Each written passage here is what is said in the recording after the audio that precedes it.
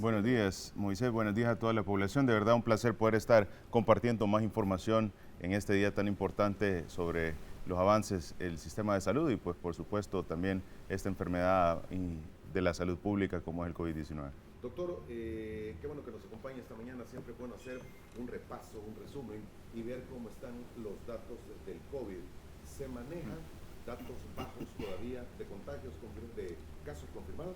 Todavía manejamos bastantes buenas noticias y es que sigue la disminución de los casos sostenidos en el tema de COVID-19. Es muy importante recalcar que esta disminución parte de una protección que tiene la población y específicamente esta protección surge de la mayor parte de vacunación que se realizó en el territorio, de las decisiones que se tomaron oportunamente. No hemos incrementado la cantidad de casos positivos por día, estamos rondando en un promedio entre 10, 15, 20 casos confirmados por día. Incluso hay días que tenemos 3, 4 casos confirmados por día. Eso es un dato muy importante porque nos dice a nosotros la tendencia de disminución de la cantidad de casos continúa. Y esto tiene congruencia con algo tan importante como es el ingreso hospitalario. Estamos teniendo un hospital El Salvador con 7, 8 pacientes. Hay días que tenemos 4 pacientes, 3 pacientes, y eso es un dato muy importante porque tiene congruencia con la cantidad de casos positivos. A eso se le suma que también ya hemos llevado un buen porcentaje de días sin tener letalidades. Ya son más de 13 días, bueno, 13 aproximadamente días de lo que va de este mes que no se tienen letalidades a causa de COVID-19. Sí, hubo fallecidos la semana El pasada. día de ayer tuvimos una letalidad a causa de COVID-19, una persona con problemas de enfermedades crónicas asociadas que llegó a una situación bastante complicada, pero es de mencionar que esa tendencia a la disminución ahora es más a días que no tenemos letalidades que a días que sí tenemos letalidades, cuando veníamos de semanas completas de siempre tener, bueno, lo que podíamos medir de diferencia era cuántas letalidades había, no que si tuviéramos o no. Y ahora vemos que la mayor parte de los días que están pasando de este mes y del mes anterior, pues son días que no tienen letalidades a causa de COVID-19, lo cual es una muestra muy buena.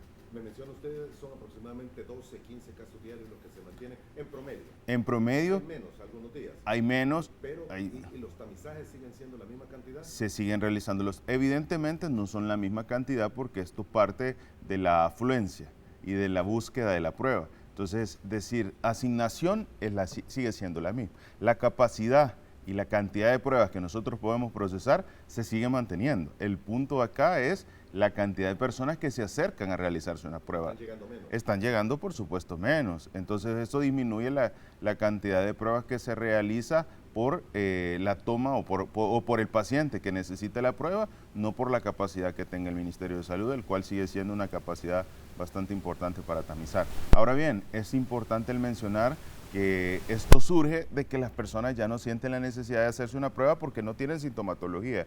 Y esto se mide también precisamente cuando nosotros captamos estas muestras y nos damos cuenta que la cantidad de casos positivos es una cantidad bastante baja, lo cual da tranquilidad en el tema de COVID-19. Doctor, hace 15 días, si no me equivoco, 3 semanas estuvo usted aquí con nosotros y nos mencionó que se habían mandado nuevas pruebas a Panamá. ¿Se tienen resultados ya? Todavía no se nos han entregado, es un poco, lleva un proceso porque varios países pues están realizando los tamizajes correspondientes, pero esperamos que en poco tiempo se pueda tener ese resultado.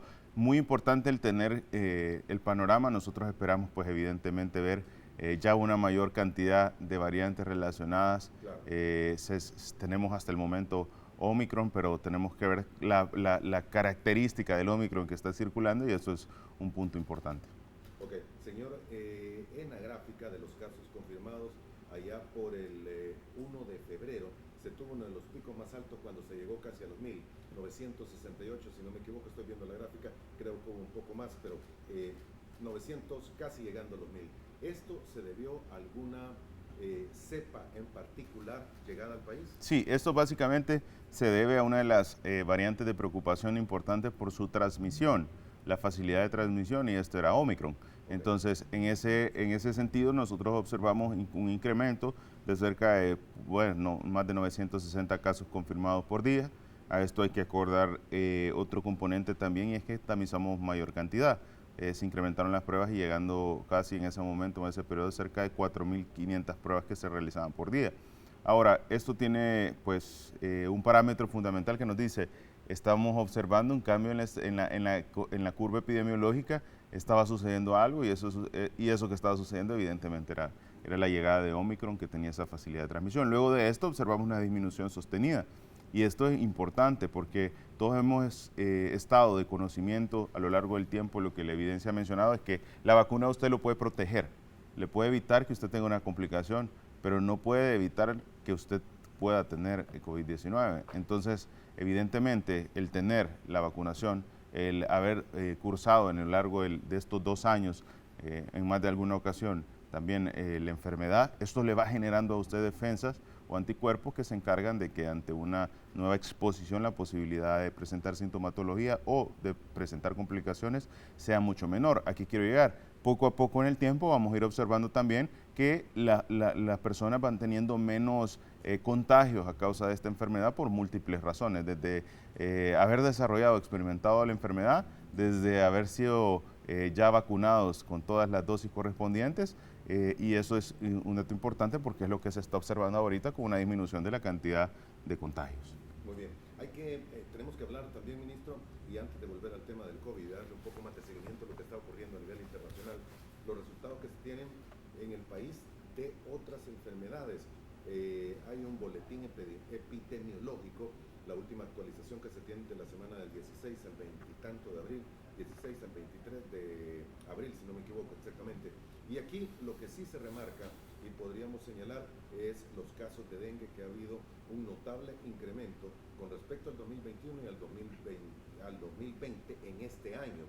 4.292 y estamos apenas en abril, de acuerdo a esos datos, y había, no sé si son mes a mes o son mes actual contra todos los años anteriores. Sin embargo, el incremento es bastante grande. Sí, se observa un incremento de los casos sospechosos de dengue y esto es importante recalcarlo porque esto demuestra definitivamente que estamos teniendo un particular desarrollo de cierta sintomatología que se puede anexar o que se puede definir como un caso sospechoso. ¿Cuáles son? Y aquí quiero ser bien explícito. ¿Cuáles son la mayoría de los síntomas que nosotros relacionamos con dengue? Fiebre, dolor de cabeza, dolor retroocular, leucopenia, que es la disminución de los glóbulos blancos, también náuseas, vómitos y dolor abdominal. Esos son dentro de la mayoría de los síntomas, pero también esos síntomas son sintomatología bastante inespecífica o son sintomatología que se relaciona a muchas causas. Pero yo le tengo un dato importante y esto creo que es clave. Si usted se da cuenta, tenemos incremento de los casos sospechosos, pero no de letalidades. Esto es un parámetro importante porque esto nos mide, bueno, ¿cuál es la preocupación del dengue? Las letalidades que pueda sugerir o las letalidades que puedan aparecer a causa de esta enfermedad tan importante como la arbovirosis del dengue. Pero no estamos teniendo letalidades y eso es algo clave porque también nosotros tomamos una acción importante y esto es en el marco de las acciones integrales antivectoriales. Le aplicamos un segundo componente y es la evaluación de cada una de los casos sospechosos con el incremento de las pruebas PCR confirmatorias para dengue. ¿Y cuál fue la identificación importante? Que más del 65% de los casos sospechosos de dengue salieron negativos a la prueba PCR confirmatoria. ¿Eso qué quiere decir? Que no se trataba de dengue, sino que de otra enfermedad que se relacionara a este tipo de sintomatología. Hay muchas. Tenemos varias enfermedades que pueden realizar desde problemas respiratorios hasta problemas gastrointestinales que se pueden cursar con procesos febriles. Recordémonos que estamos en un periodo importante también, en el periodo que todos conocemos como en mayo, el mal de mayo, ¿verdad? Que se relaciona también a procesos de diarrea y a procesos de dolor abdominal. Entonces es importante el tener esta información y es importante también el hacer un análisis comparativo hacia el año 2021, ¿verdad? Uno de los años más difíciles en el tema de la pandemia, que de alguna manera pues es complicado hacer solo el comparativo hacia ese periodo de tiempo. Entonces, ¿qué es lo importante? Si nosotros hacemos un análisis del año 2022 al año 2019, que fue el año en el cual, digamos, estamos previo a la pandemia, observamos que la cantidad de casos en esta gráfica del boletín de la semana 16 no se puede evidenciar, pero en el comparativo con otros años, nosotros podemos observar que en el 2019, 2018, 2017, a pesar que no estamos en una situación tan complicada como los países cercanos centroamericanos, el boletín epidemiológico nos arroja una información muy similar a la que estamos observando en este momento. ¿Qué es importante recalcar? El año 2020, el año 2021 no fueron años en los cuales podemos hacer el resultado por las mismas estrategias ante la enfermedad de COVID-19, es un poco difícil comparar epidemiológicamente la información. ¿Se puede decir en este momento que se está vigilando más el dengue que COVID? Sí, se puede decir que estamos, bueno, yo creo que tenemos estrategias muy importantes para ambas situaciones de salud pública. No diría yo que es más que para COVID-19 porque definitivamente es una enfermedad, sigue siendo importante a nivel internacional, pero que se ha incrementado nuestra atención a las diferentes arbovirosis para poder tomar las acciones correspondientes. ¿Y por qué se ha incrementado? Porque en este periodo también nosotros hacemos una actividad integral en el control de las arbovirosis porque inicia el periodo de las lluvias. Entonces, esto conlleva a que se tome mayor atención porque en este periodo se acumula agua y el acumular agua genera criaderos de zancudo. Entonces, en ese aspecto se fundamentaron 3 estrategias de control antivectorial. La primera de ellas son contingentes que están a lo largo del territorio en el cual se integra diferentes instituciones, que es no solo el Ministerio de Salud, sino que se incluye Protección Civil, se incluye a Gobernación, se incluye a las diferentes entidades municipales, con el objetivo de poder tener mayor cobertura. 2,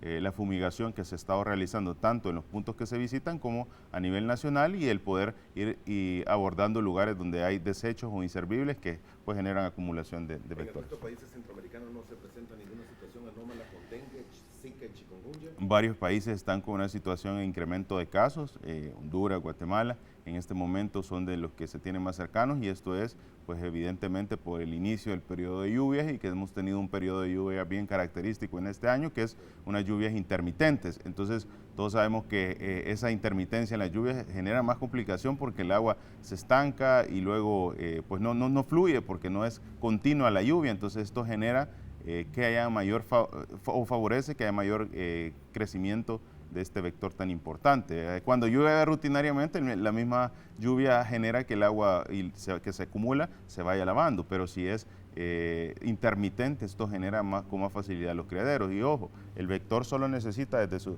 7 días, desde que están los huevecillos hasta su forma adulta, y cada zancudo en forma adulta puede poner un promedio de 300 huevos cada 48 horas, entonces eso es un ciclo bien complejo para poderlo manejar si no se tiene la destrucción del criadero. Muy bien, es el dengue, al igual que todas estas arboviroses son, ¿verdad? Es correcto. Son transmitidos únicamente por la hembra. Sí, son transmitidas por el Aedes aegypti, que son de alguna manera el portador, las hembras ponen los huevecillos y de esta manera pues se va generando.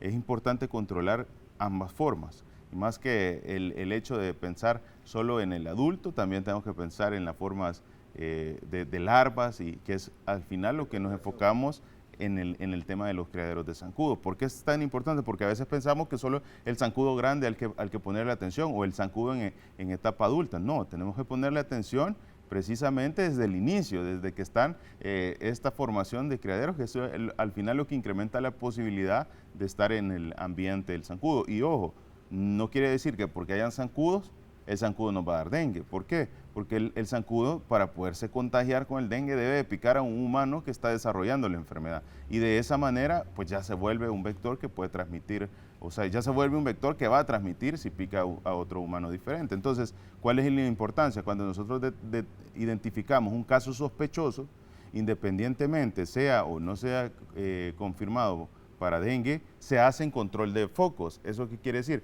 Vamos a la zona donde se identificó el caso sospechoso y se hacen barridos con todo el personal de salud y del primer nivel de atención. Eso implica fumigación, eso implica identificación de criaderos en cada uno de los lugares donde se identificó un caso sospechoso, como medida de control para poder evitar en ese lugar que hay circulación del virus, que haya más contagios. Qué bueno. ¿He controlado el caso de dengue y todo en el país? A este momento yo podría decir que se tienen muy buenos resultados con las acciones antivectoriales y alguien me dirá, bueno, ¿y por qué dice que tiene buenos resultados si si la cantidad de casos sospechosos se ha incrementado. Pues no tenemos ni siquiera el 2% que dice la literatura internacional de letalidad a causa del dengue. Eso es un dato importante. Cuando un país está afrontando una situación de dengue, el dengue genera un 2% rutinario de complicaciones a causa del dengue. En este momento no hemos tenido letalidades a causa de esta enfermedad. Eso es un dato importante porque esto nos dice, bueno, es una enfermedad complicada que nosotros tenemos siempre en mente por la posibilidad de letalidades, pero en El Salvador no está generando. Doctor, usted mencionaba la gráfica del corredor endémico de dengue en el país. Me imagino que es esta, se la vamos a tratar de poner en pantalla solamente para terminar de salir de dudas de lo que presenta. Creo que es esta, ¿verdad? Es correcto. Esta zona roja es la zona de epidemia. Esa zona es la zona de epidemia, la zona roja. Estamos en la zona de alarma en este momento, ¿verdad? Estamos entre lo rojo y lo amarillo, con tendencia a estar en la parte superior de lo rojo. Eso es importante porque eso nos demarca a nosotros, bueno, estamos en una situación en la cual vamos en el borde de la arbovirosis, pero aquí es donde hago mención y es importante las confirmaciones de PCR. Usualmente siempre se ha hecho solo la identificación de los casos sospechosos. ¿Verdad? Nunca se ha hecho una profundidad acerca de esta información que nosotros estamos obteniendo en el corredor endémico. Entonces, ¿qué se hizo? Y se hizo un análisis importante de la manera epidemiológica de que se está analizando toda esta información y hemos identificado, bueno, veamos si estos casos sospechosos se tratan de dengue o no se tratan de dengue. Entonces, es correcto. No, lo que se hizo fue incrementar en la mayoría la cantidad de pruebas confirmatorias de dengue de estos casos para ver si se trataba realmente de dengue. Y lo que hemos identificado es que el 65% de los casos no se trata de dengue, se trata de otra enfermedad, ¿verdad?, que de alguna manera puede tener esta sintomatología y es clave el comprenderlo. Nos estamos acercando en esa misma gráfica, podemos ver en una parte donde se hace mucho más amplia la curva y esta precisa gráfica es la zona en la cual se ha presentado con los años, porque este corredor endémico representa 10 años. Ustedes pueden ver esa parte donde la zona se incrementa, la zona de alarma, porque son los periodos donde usualmente siempre se van a incrementar los casos. Para que nosotros tengamos claro, un corredor endémico parte de generar los límites máximos y mínimos que se han observado en promedio durante 10 años. Entonces, usualmente en El Salvador observamos que los periodos más complejos han sido en estas semanas, entre la semana 23 y la semana 50, que son las que observamos en el corredor. Y esto nos dice a nosotros, en esa parte es donde usualmente hay elevaciones, o en esos periodos hay elevaciones de casos de arbovirosis. Entonces, esto es muy congruente con el inicio, o bueno, posterior una semana después a las lluvias. Exactamente. Bien, doctor, volviendo al COVID, ¿qué está sucediendo? Y usted que me imagino tiene conversaciones muy seguidas con la OPS, con la OMS, con restantes médicos alrededor de todo el planeta. ¿Qué es lo que estará sucediendo en China y qué es lo que está sucediendo en Corea del Norte? Ambas naciones hay confinamientos totales que pueden ser más medidas gubernamentales sanitarias o hay nuevas variables, porque aquí se puede especular de cualquier cosa y se ha hablado mucho. Sí, mire, realmente lo que se ha observado y es bien importante a nivel internacional son que hay bastantes medidas, pues como lo mencionábamos en algún momento, yo creo que fue en la entrevista anterior, sobre las medidas restrictivas que está poniendo el gobierno. Recordémonos que cada país tiene características particulares que van desde su productividad hasta su situación de densidad poblacional, como es el caso de China. Es muy importante mencionar, se ha observado las medidas bastante, digamos, importantes que ha tomado China, pero también estamos viendo que en el análisis de la información de los casos confirmados, en el análisis de la información de las letalidades, no ha habido un incremento. Entonces, eso nos da un parámetro de decir, bueno, las medidas son bastante importantes que se están tomando, pero tampoco hay una cantidad de afectación que se mide, pues evidentemente en ingresos hospitalarios, uso de cama hospitalaria y letalidades, congruente con la situación que se está observando. Ellos tendrán las razones del por qué están tomando estas medidas. Recientemente se veía lo de Corea, la información de Corea del Norte, que es importante, esa es una información, pues poca información se tenía sobre COVID-19 en ese país, y yo creo que es muy importante que estas alarmas sean analizadas muy a profundidad por parte de los epidemiólogos de cada uno de sus países para evidenciar o alertar ante la presencia de variables o variantes que puedan de alguna manera tener un potencial de perjudicar a más países, como fue lo que surge en las diferentes variantes de preocupación. De ahí sale el análisis. Le voy a poner un ejemplo, Sudáfrica. Una vez Sudáfrica identifica que en un periodo de tiempo tiene una cantidad de casos positivos que duplica, triplica las que se venían observando y que estos se incrementan en relación con las letalidades, lo que hace Sudáfrica es emite una alerta a la OMS y de esa alerta surge la variante sudafricana que todos conocemos. Bueno, que luego esta variante es reconocida como Delta. Entonces, un punto importante de que cuando un país identifica que algo está sucediendo de una manera fuera de lo que convencionalmente venía pasando, debe emitir una alerta a la Organización Mundial de la Salud para hacer un análisis. ¿Cuál es el punto? En este caso, en las medidas que se han tomado no han generado alertas para que la organización pueda ir a identificar si existe una variante de preocupación que pueda tener un potencial de complicar a más países. Exacto. Ahora, ministro, debo entender, Corea del Norte no ha aplicado planes de vacunación. Son pocas las vacunas que se tienen, por lo menos lo que se menciona mediática y oficialmente. Es un poco restringida la información que hay en Corea del Norte. Realmente no quisiera pues emitir un juicio donde es poca la información, pero sí es importante el tener en cuenta que la pandemia afecta a todos los países por igual y los pilares fundamentales del control de esta pandemia han sido emitidas a lo largo de todos estos 2 años por la Organización Mundial de la Salud y es: prepare su sistema de salud, ¿verdad? Tome las medidas de control epidemiológicos, inmunice a la mayor parte de la población y pues de esta manera se observan la menor cantidad de afectaciones. Muy bien, un poco más de 10 millones de vacunas han sido aplicadas en nuestro país, ministro, con primera dosis 4,5 millones, con segunda dosis 4,2 millones, con tercera dosis casi 1,6 millones y con una cuarta dosis 185,000 y fracción. 10 millones de dosis. ¿Hay todavía en existencia para terminar de cubrir de segunda a primera, de tercera a segunda y de cuarta a todas las anteriores? Hay suficientes dosis. Yo quiero mencionar, y esta parte es importante porque he visto rutinariamente en varios medios de comunicación escritas, la vacunación se ha detenido en El Salvador. Mire, estamos en un momento en que la mayor parte de la población ya recibió su vacuna y eso son coberturas hasta cierta manera óptimas. Uno busca la vacunación, ¿por qué objetivo? ¿Por qué todos queremos vacunarnos? ¿Por qué se inició la vacunación? Para disminuir las afectaciones que tenemos por el COVID-19. ¿Qué estamos observando en este momento en nuestra situación epidemiológica del país?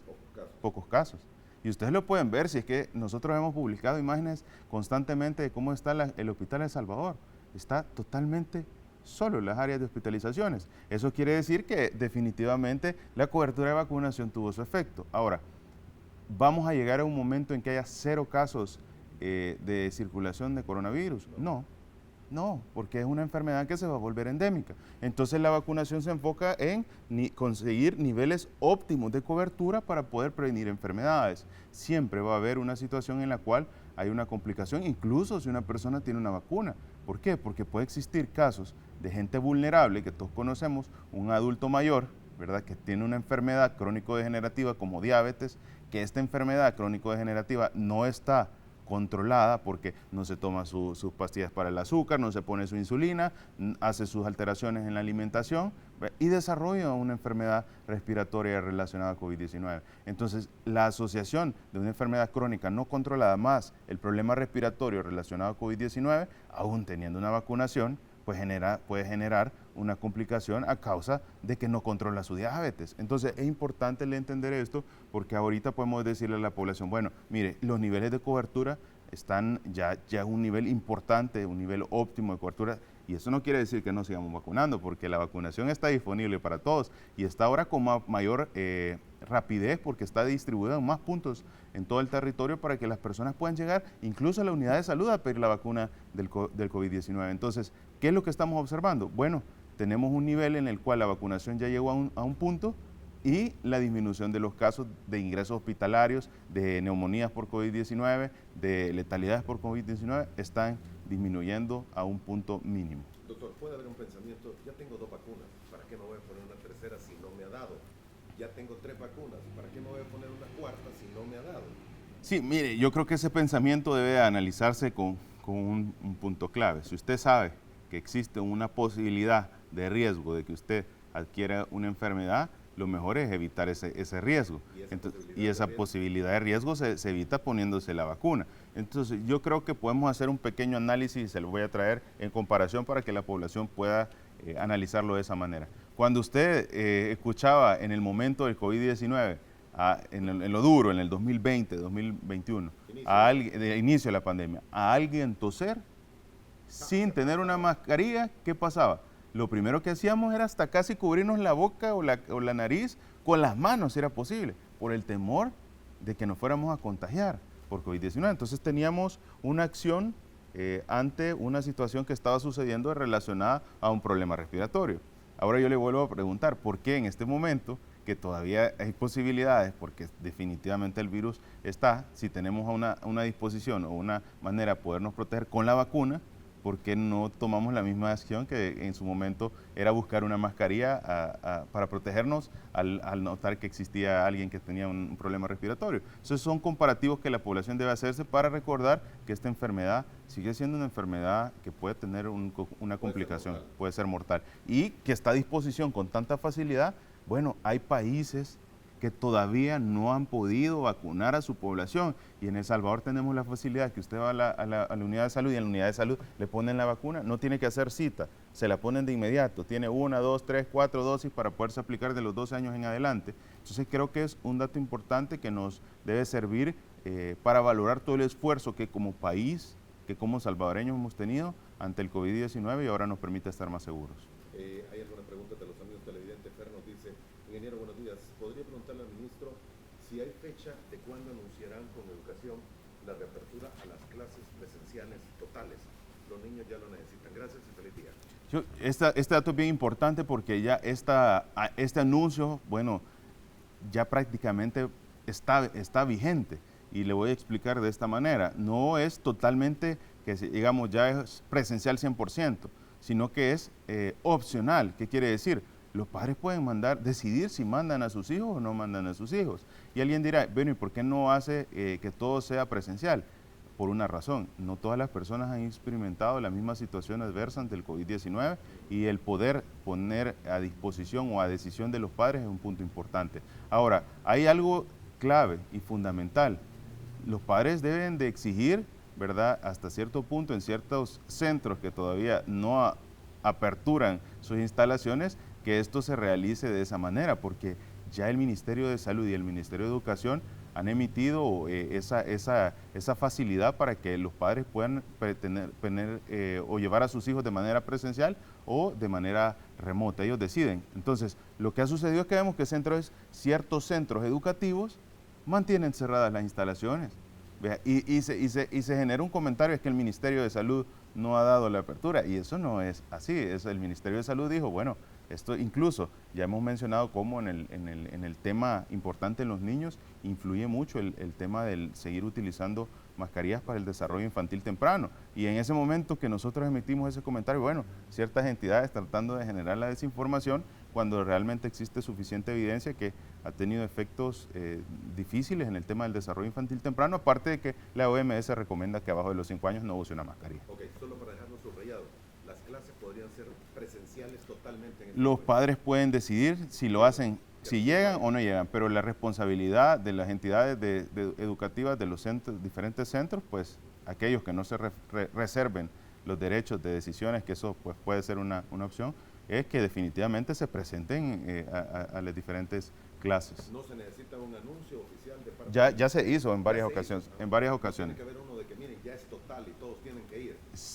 ¿Queda de alguna forma opcional a padres y centros educativos? Sí, pero opcional al padre, de que pueda decidir si su hijo va o no va. Pero desde el momento en que nosotros estamos diciendo que las clases pueden ser presenciales o no, los centros educativos tienen que tener apertura. Sí, porque tienen que tener la opción para seguirlo dando en línea también. Es correcto, porque nosotros ya estamos diciendo que nuestra recomendación en el tema sanitario es para ambas. Allá, el centro educativo tiene que entenderse con los padres, porque si el centro educativo no abre las clases, pues ya será decisión del centro educativo. Tengo que ir a la primera pausa, no me había fijado de la hora, ministro, pero ¿no le parece a usted, tal vez comparte, tal vez percepción mía, pero a pesar pesar de que ya no es obligatorio el uso de la mascarilla, la gente lo sigue utilizando. Muy bueno, y eso sabe que me parece una de las decisiones más importantes en este momento.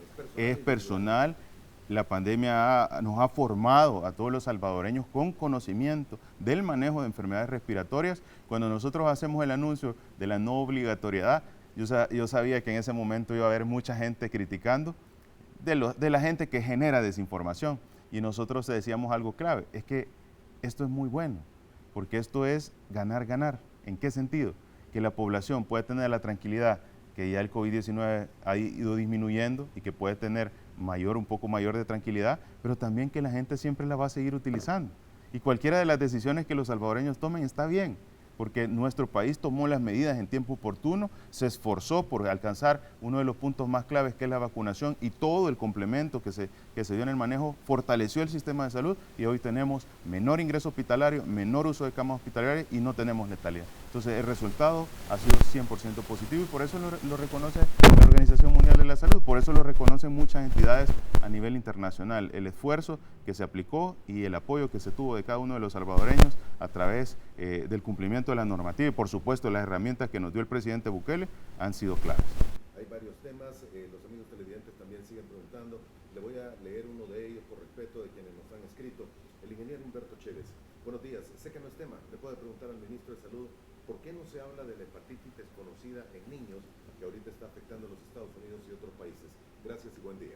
Sí, eso es importante, esta pregunta que se está realizando recientemente, y esto estoy hablando de prácticamente el día de ayer, surge un estudio publicado por The Lancet, en el cual se ha asociado o se ha identificado que los casos de hepatitis que se han identificado de esta hepatitis a nivel internacional en niños ha tenido mucha relación con pacientes que han tenido COVID-19. Y eso es importante porque la información recientemente ha sido publicado, y de alguna manera tenemos que tener nuestros ojos puestos en esta enfermedad tan importante o en esta información. Eso fue publicado, para ser exacto y preciso, sí, el 14 de mayo se publica en la página de Lancet el estudio que vincula la hepatitis aguda grave con coronavirus, y esta información está a disposición. Se identificaron que ya suman cerca de 450 casos y por el Centro Europeo para la Prevención y el Control de Enfermedades, y de estos casi 100, más de los 348 informados por estos 100, más 348 ya informados por la Organización Mundial de la Salud. Entonces, ¿cuál fue la identificación que se hizo?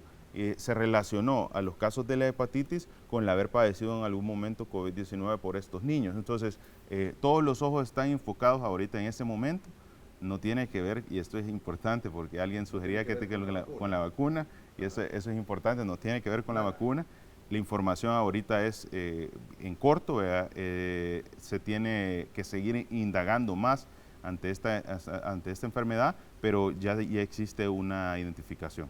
En resumen, lo que se tiene es niños que tuvieron COVID, algunos de ellos han desarrollado esta hepatitis aguda. Sí, correcto. O sea, los niños que tuvieron, lo que identificó el estudio es que en la mayoría de los casos de los pacientes con hepatitis se tuvo infección por SARS-CoV-2. Eso es lo que mostró el estudio. Ese fue el detonante.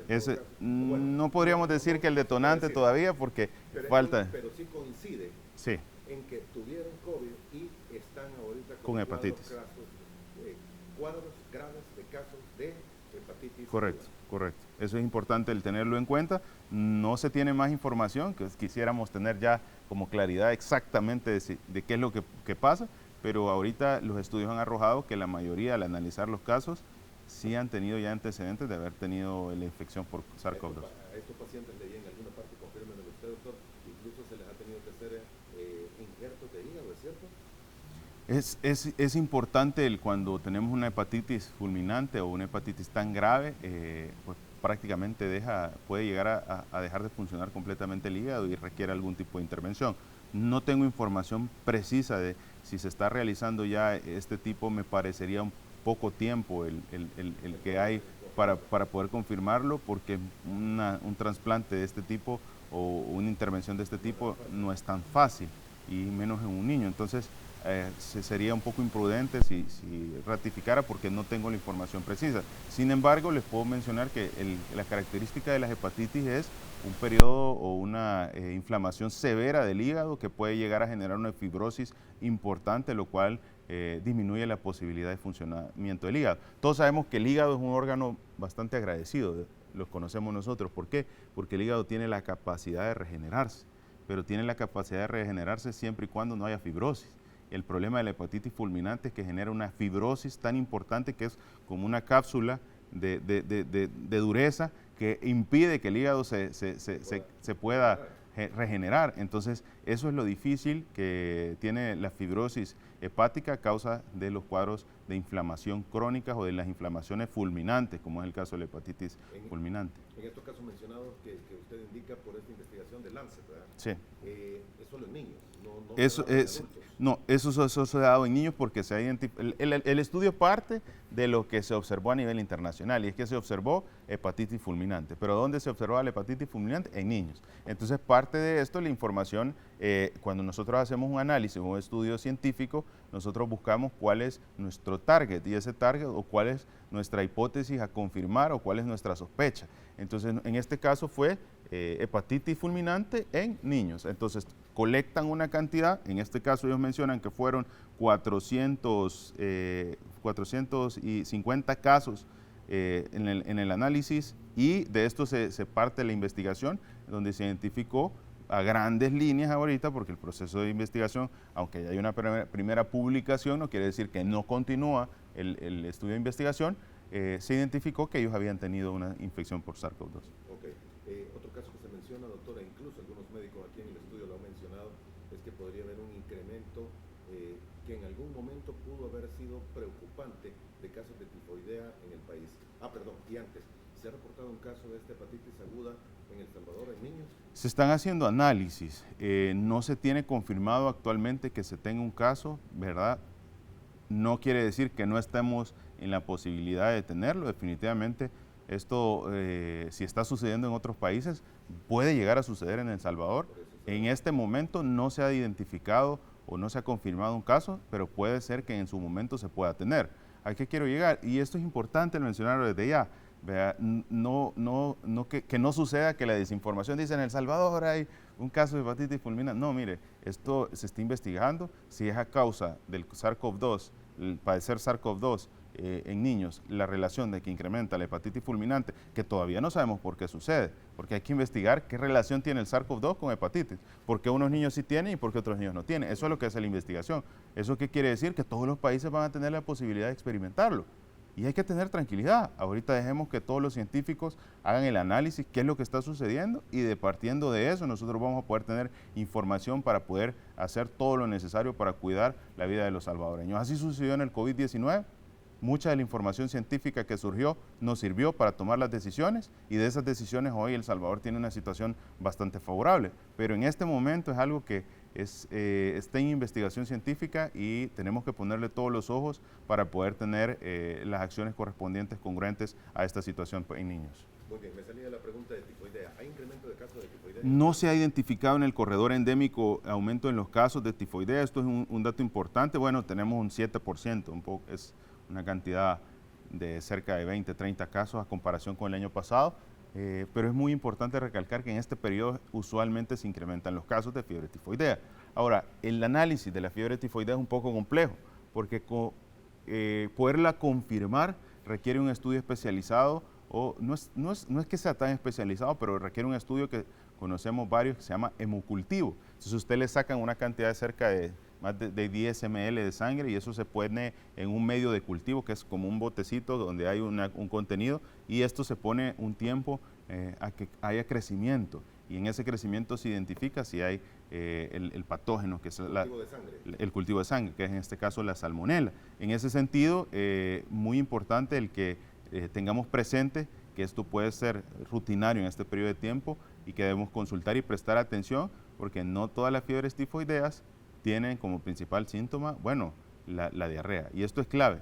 Hemos relacionado que la fiebre tifoidea tiene implícito el tener diarrea y no es cierto. Y no es así.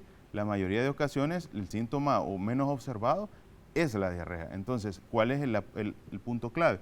Es si nosotros tenemos fiebre, ¿verdad? Si nosotros tenemos disminución de los glóbulos blancos o leucopenia, si nosotros tenemos dolores de cabeza, malestar general, eso puede ser también un cuadro relacionado a un problema por esta bacteria tan importante que es la salmonela. Pero podría ser dengue, por los síntomas podría ser cualquiera. Y esa es la importancia del poder entender por qué las definiciones de casos son tan complejas, porque hay sintomatología muy común y es muy importante que los clínicos, los médicos y los pacientes, primero el paciente consulte oportunamente y el médico pues aplique el análisis correspondiente. Para eso se hacen las pruebas confirmatorias. En el caso de COVID-19 hacemos nuestro PCR de COVID-19, en el caso de dengue hacemos nuestro PCR confirmatorio de dengue y en el caso de fiebre tifoidea pues hacemos el hemocultivo correspondiente para confirmar lo que se hace.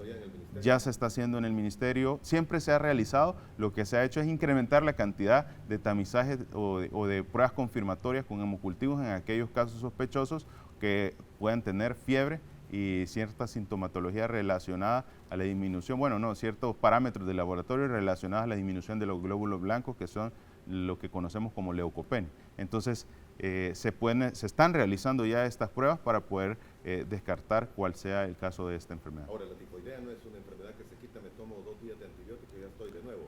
Puede tomar su tiempo bastante largo. Puede tomar su tiempo bastante largo y hay que prestarle mucha atención, porque la gente dice, bueno, solo es fiebre y un problema gastrointestinal. No, la fiebre tifoidea tiene, dependiendo del inóculo, de la ingesta de la bacteria, que todos sabemos que esto es de transmisión fecal-oral, eso quiere decir que es alimentos contaminados, el no lavarse... Contaminados por heces. Por heces, correcto. Y el no lavarnos las manos de manera adecuada, el tema de ciertos vectores que pueden ayudar a que esto se transmita.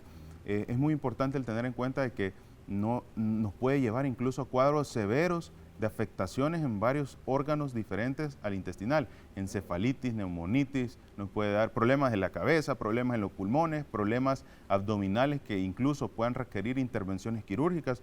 Es un poco complejo el tema de la fiebre tifoidea, entonces es muy importante consultar y no decir, no, tengo diarrea, vamos a tomar un par de... Es mal de mayo, un par de pastillas y se quita. No, siempre es importante el consultar oportunamente a un médico, iniciar el tratamiento antibiótico, el cual evidentemente debe llevar de 7 a 10 días, no menos de esos días, ni más de esos días, porque eso nos conlleva a una situación de resistencia bacteriana a los antibióticos, que es otro importante punto de la salud pública que tenemos que contemplar. Y sobre todo hay que tomar en cuenta que no puede ir a una farmacia y que le vendan antibióticos, tiene sí, que ir con receta. Importante, y yo le voy a explicar por qué.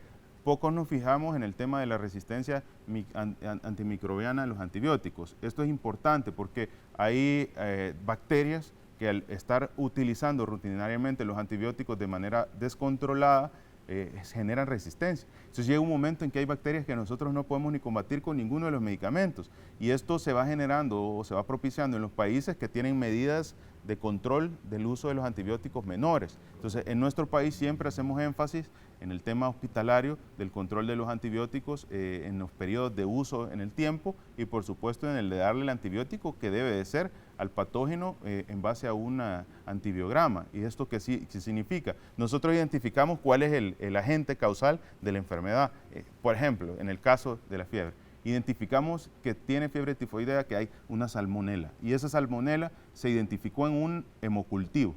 Y en el cultivo también, a la par de la salmonela, nos dicen, bueno, este antibiótico le pegan o tienen efecto antimicrobiano ante el agente patógeno que es la salmonela. Y nos da una lista de todos los antibióticos que podemos utilizar y con unos parámetros. En esos parámetros nosotros podemos decidir cuál es el antibiótico que tiene mejor efecto. Hay antibióticos que no son sensibles. ¿Eso qué quiere decir? Que a usted le dé esa medicina 10 días, 15 días, no le va a hacer nada. Entonces es importante dar atinadamente un medicamento para que no se genere resistencia, pero también para que le pueda tener un efecto. No, y puede ser que hace 5 años la tifoidea fuera controlada, todo el mundo compraba aquí amoxicilina para cualquier cosa, hasta para catarros. Correcto. Puede ser que se haya vuelto resistente, no sé si así es. Estoy haciendo similitudes, imaginando un caso. Es posible. Ahorita dentro de las sensibilidades que tenemos son las cefalosporinas de tercera generación, una de las que más se puede utilizar para poder dar para poder dar como antibiótico ante esta enfermedad, entre otros antibióticos, pero eso es lo que pasa. Y el ejemplo le voy a poner uno clave y es importante, infecciones en las vías urinarias. Vea, las infecciones en las vías urinarias ya están descritas por patógenos que son muy frecuentes, como son E. coli, Klebsiella, Proteus, que son este tipo de bacterias que usualmente colonizan la vía urinaria. Entonces, por años estuvimos acostumbrados a tomar trimetoprim, o a utilizar ciprofloxacina. Entonces, se ha visto cambios que en el agente o en las infecciones de vías urinarias relacionadas a la actividad que puedan tener estos antibióticos frente a ellas, con un resultado de disminución de la efectividad que tienen estos antibióticos. Por eso es que no hay que automedicarse, sino que siempre buscar un médico y sobre todo que este médico pues realice los estudios correspondientes confirmatorios. Alguien dice, ¿qué tiene infección de vías urinarias? No, que se tome un par de medicamentos de esto y ya va a resolver. No, hay que hacer un análisis de orina y ese análisis de orina nos conlleva un urocultivo nos aísla la bacteria nos dice un antibiograma y el antibiograma nos dice cuál es el medicamento que él debe tomar para que de esta manera. Alguien dirá, es que es un gasto innecesario. No es innecesario, es una acción en la salud pública que va a conllevar a dos cosas. Primero, atenderlo rápidamente y segundo, que disminuyamos la acción de la resistencia antimicrobiana. Sí, exactamente. Bien, termino con esto, ministro, no tengo más tiempo. Carla Sedeno nos dice, hay mucha especulación sobre el vencimiento de la vacuna. Las vacunas actuales están aún en su periodo de vida útil. ¿Hay vacunación para niños con la vacuna diseñada para niños en el país? Totalmente, hay vacuna para la vacuna de virus inactivo para niños, está totalmente a disposición. Seguimos en los procesos de vacunación sin inconvenientes. Con el tema de la vacunación y de los periodos de vigencia de la vacuna, tenemos vacunas con los periodos de vigencia y esto quiero hacer una mención importante. Si ustedes analizan toda la información a nivel de la Organización Mundial de la Salud, se ha emitido ciertas pues, autorizaciones de prolongar la vida útil de las vacunas. Eso a nivel mundial. Y esto surge porque evidentemente en un periodo se iniciaron con menor tiempo por el análisis y por la situación que estamos viviendo a nivel internacional de la cantidad de estudios que estos podían tener. De manera preventiva se emitieron periodos cortos de vencimiento de las vacunas. Ahora, esto ha conllevado un análisis por parte de diferentes entidades a nivel mundial y han emitido extensiones de periodos de vigencia de vencimiento de las vacunas. ¿Por qué lo traigo a colación? Y esto es importante que la población lo sepa. Porque siempre hay gente encargada de desinformar que pueda decir, bueno, pero esta vacuna en la viñeta dice tal fecha. Y entonces esto, no, hay entidades, y usted lo puede bajar, bueno, están publicadas en las páginas de la Organización Mundial de la Salud las diferentes extensiones que pueden tener a nivel mundial, porque todos los países están luchando con algo difícil de adquirir, que es el biológico.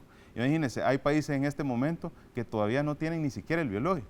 Entonces, en el mundo no se puede dar el lujo de no utilizar eficientemente las vacunas existentes. Sin embargo, en El Salvador tenemos vacunas con fechas todavía en viñeta, todavía actuales. Entonces, ¿esto por qué lo menciono? Porque va a haber un momento en el cual esto pueda suceder en ciertas particulares y esto está ya siendo internacionalmente aplicado en base a la recomendación de la Organización Mundial de la Salud.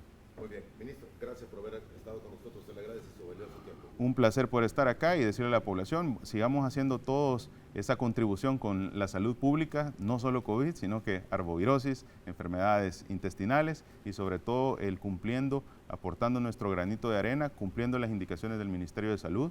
El Ministerio de Salud se ha robustecido y déjeme decirle que no es el mismo Ministerio de Salud de hace mucho tiempo. Hoy hay mucha más tecnología, hay mucho más insumo, equipo, medicamento y esto es gracias a todas las herramientas que nos ha dado el presidente. Gracias.